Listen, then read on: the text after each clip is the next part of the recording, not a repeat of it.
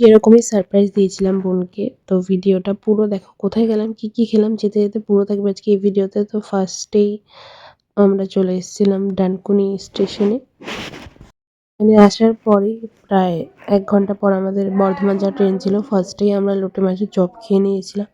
কারণ আমরা বেরিয়েছিলাম অনেকক্ষণ হয়েছে। দিন ছিল আমাদের ট্রেনে উঠে গেছি। যেতে, যেতে খেয়ে নিয়েছিলাম আমরা ম্যাগি। আমি বাড়িতে বানিয়ে নিয়ে এসেছিলাম। আর এইদিকে যত স্টেশনে ঢুকছে আরো বেশি ঠান্ডা ছিল আমাদের ওইদিকের তুলনায়।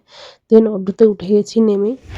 আর এখান থেকে প্রায় ১৫ মিনিট মাসির বাড়ি। তারপরেই মাসির বাড়িতে প্রায় ঢুকছি সারপ্রাইজ দেবে বলে। মাসি জানতো না যে আমরা আসবো।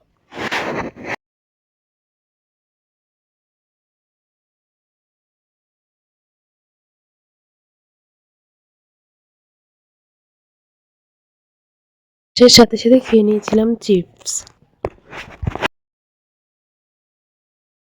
দেন মাসি নিয়ে এসেছিল গরম, গরম চা আর সাথে বিস্কিট। তারপরে খেয়েছিলাম জয়নগরের মোয়া। রাতে ছিল বিরিয়ানি। ভিডিওটা এই অবধি। টাটা।